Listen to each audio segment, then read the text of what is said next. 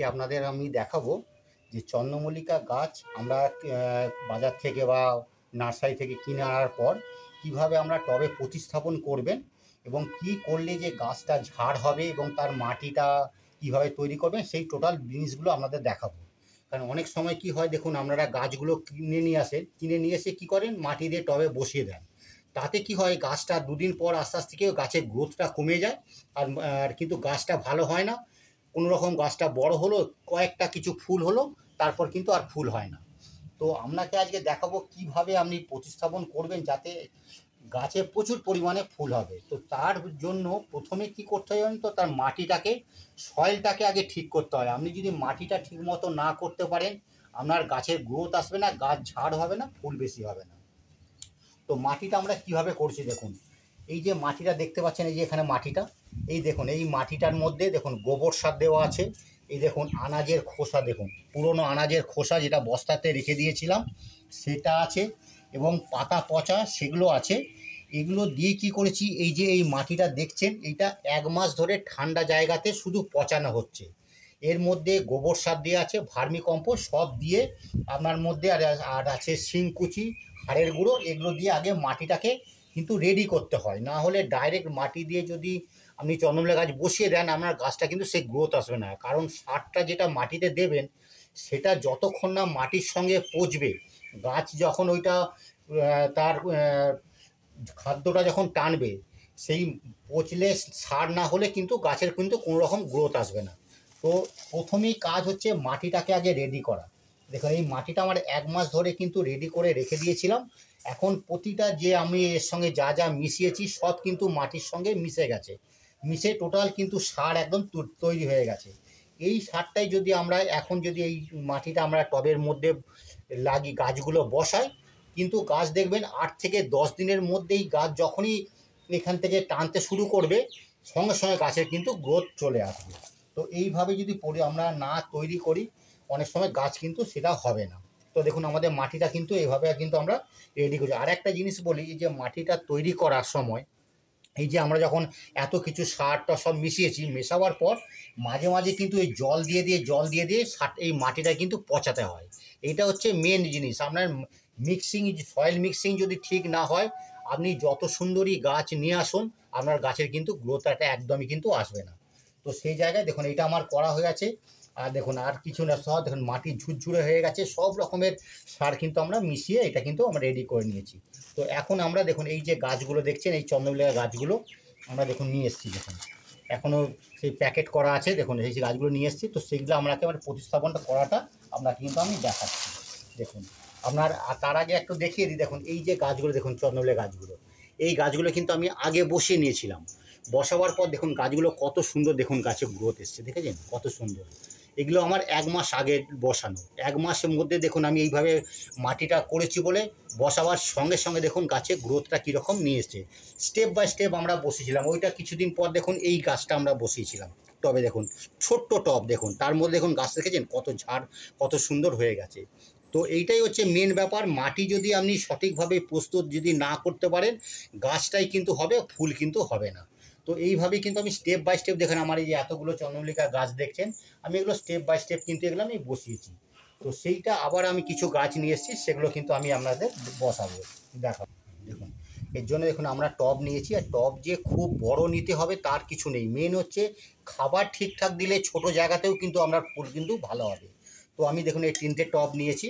তো টবে কি করছি দেখুন, আমি মাটিগুলো দেখুন এর মধ্যে, টবের মধ্যে দেখুন ড্রেনেজ সিস্টেমটা যাতে ঠিক থাকে। দেখুন এইটা যদি না থাকে তাহলে কিন্তু জল দেবেন, জল কিন্তু বসে গেলে গাছ কিন্তু মরে যাবে। তো এখন দেখুন আমার টবগুলো রেডি করেছি। তো গাছগুলোকে আমি দেখুন মাটিগুলো আগে আমি এখানে কিন্তু ভরে নিচ্ছি, 3টে টবেই মাটি ভরে নিচ্ছি। তো এবারে থেকে আমরা প্লাস্টিক, এখান থেকে আমরা কিন্তু গ্রো ব্যাগ থেকে আমরা কিন্তু গাছটাকে বার করে নেব। আমরা সব গাছগুলো কিন্তু গ্রো ব্যাগ থেকে বার করে নিচ্ছি।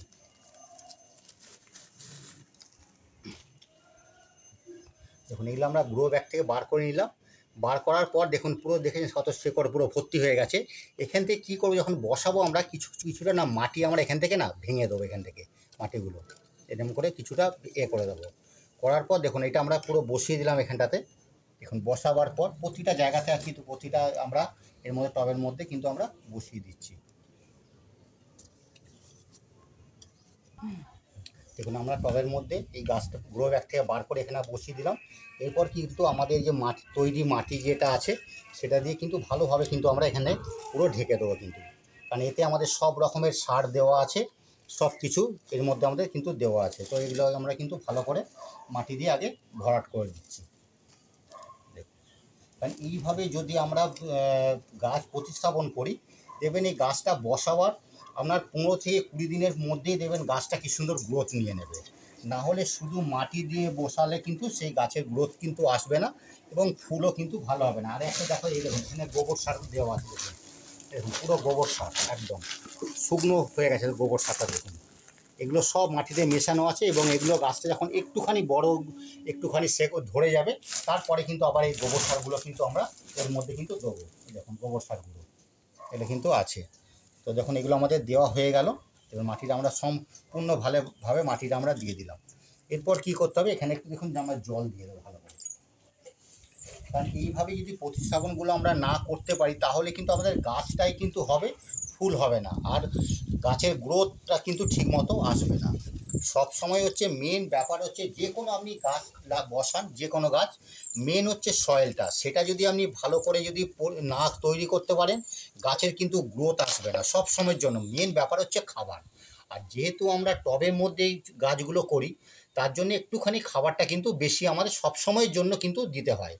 তো দেখুন এইখানে আমরা মাটি দিয়ে এটা বসিয়ে দিলাম। তো এই গাছটা যখন এবারে মোটামুটি এখন আমরা ছাওয়া জায়গাতে রেখে দেবো এবং মিনিমাম 1 সপ্তাহ পর্যন্ত আমরা একটুখানি ছাওয়া জায়গাতে রাখবো। তারপর কিন্তু সম্পূর্ণ কিন্তু আমরা একবারে পুরো সানলাইটের মধ্যে রেখে দেবো। আর একটা জিনিস খেয়াল করবেন, দেখুন এখন বর্ষাকাল তো গাছ দেখুন সবসময় যেন জলে যদি না পড়ে যায়, কারণ জলে যদি সবসময় ভিজে থাকে দেখুন শেকড়গুলো পচে গিয়ে গাছটা কিন্তু মরে যাবে। অতএব যখন একটু বৃষ্টি হবে তখন চেষ্টা করবেন গাছগুলোকে কোনো একটু শেডের তলায় কিন্তু রেখে দেওয়া চেষ্টা করবেন সব সময়ের জন্য। আবার তো একটু অল্প জল পড়লে তাতে কিন্তু ক্ষতি কিন্তু কিছু হবে না। তো এইটা আমি দেখুন এগুলোকেই বসালাম। তো এই গাছগুলোকে আপনাকে আমি দেখিয়েছিলাম যে কীভাবে আমরা তৈরি করছি। ওই দেখুন আরও মাটি দেখুন আমরা সব রেডি করছি দেখুন, যে গাছগুলো আমরা বসাবো বলে, কারণ এই মাটিটাই হচ্ছে মেন ব্যাপার। দেখুন এটা হওয়ার পর গাছগুলো যখন একটুখানি ধরে যাবে ভালো করে শেকড়টা, তখনই কিন্তু গাছগুলোকে পিঞ্চিং করতে হবে। কারণ এইটা যদি না করেন গাছ কিন্তু একদম কোনো ঝোপালো হবে না আর ফুল কিন্তু বেশি হবে না। কারণ দেখুন এই গাছটা দেখুন আমরা কী রকম মানে যেই মোটামুটি 2 থেকে 2.5 ইঞ্চি গাছের ডগটা কাটার পর প্রতিটা ডগ আমরা পিঞ্চিং করব। তো সেটা আপনাকে পরের ভিডিওতে আপাতত আপনাকে দেখিয়ে দেবো। তো এইভাবে আপাতত আপনারা প্রতিস্থাপন করুন গাছটা বাঁচুক। তারপরে আপনাকে দেখাবো যে কীভাবে গাছটাকে ঝোপালো করতে হয়, সেটা কিন্তু পরের ভিডিওতে আপনাদের দেখাবো। তো এই ভিডিওটা কেমন লাগলো অবশ্যই একটুখানি কমেন্ট করে জানাবেন, আর যদি ভালো লাগে একটুখানি সাবস্ক্রাইব করে পাশে থাকবেন।